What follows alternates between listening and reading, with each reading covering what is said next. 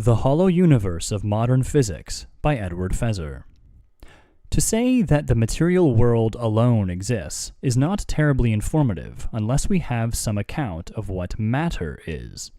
Those who are most tempted to materialism are also inclined to answer that matter is whatever physics says it is. The trouble with that is that physics tells us less than meets the eye about the nature of matter.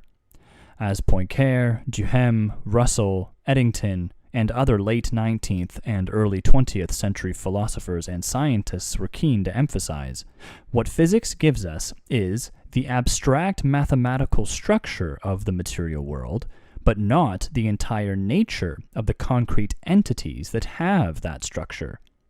It no more captures all of physical reality than a blueprint captures everything there is to a house. This is, of course, a drum I've long banged on. The methods of physics as they've been understood since the time of Galileo make this limitation inevitable.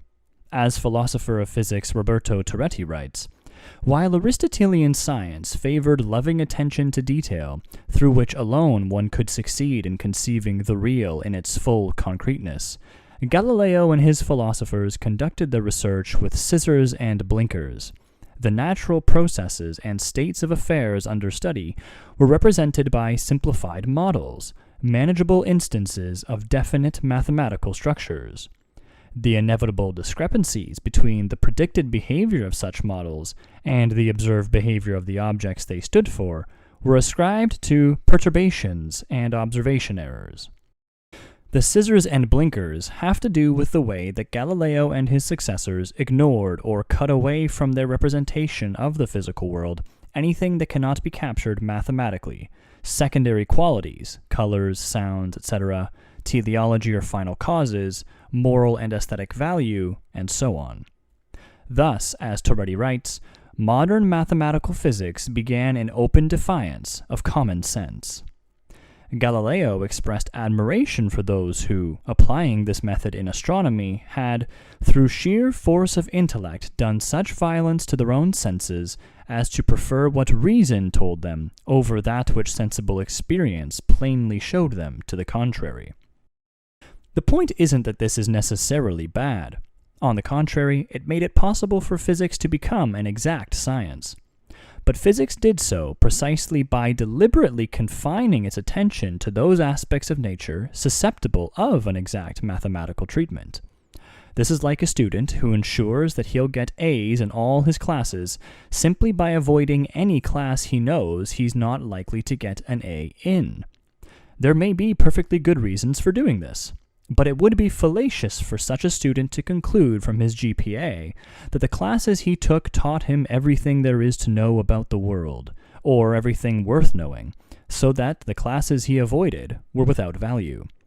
And it is no less fallacious to infer from the success of physics that there is nothing more to material reality, or at least nothing more worth knowing, than what physics has to say about it, even if a lot of people who like to think of themselves as pretty smart are guilty of this fallacy.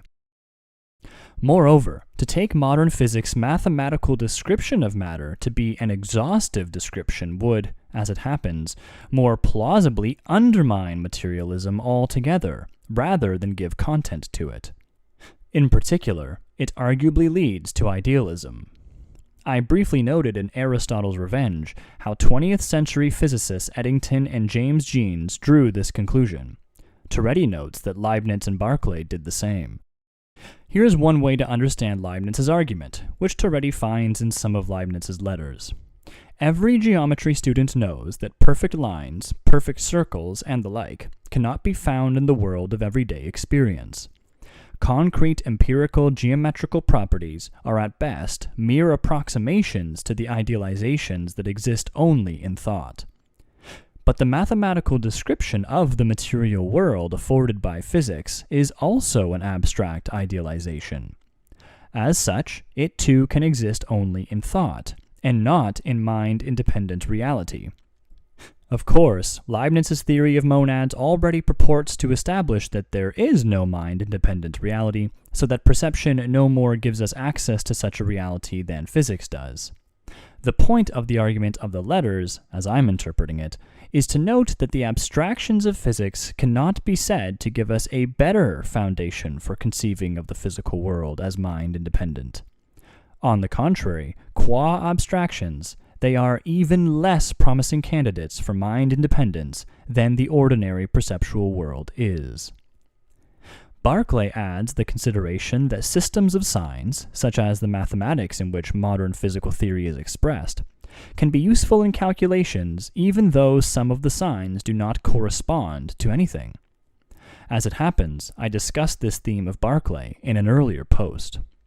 The utility of a system of signs in part derives from the conventions and rules of the system, rather than from any correspondence to the reality represented by the system. This conventional element in physics' mathematical representation of the material world reinforces, for Berkeley, that representation's mind dependence.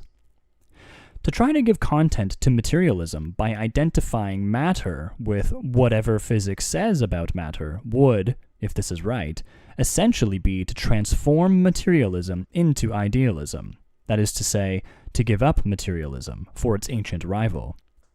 To avoid this, the materialist could, of course, appeal to some philosophical theory about the nature of matter that recognized that physics tells us only part of the story. But this would be to acknowledge that materialism is, after all, itself really just one philosophical theory among others, no better supported by science than its rivals are. It would be to see through the illusion that metaphysical conclusions can be read off from the findings of modern science. The picture of nature provided by modern physics is in fact highly indeterminate between different possible metaphysical interpretations: materialist, idealist, dualist, panpsychist, or, the correct interpretation in my view, Aristotelian. It is, to borrow from Charles de Koninck, a hollow vessel into which metaphysical water, wine, or, for that matter, gasoline might be poured. But it doesn't by itself tell us which of these to pour.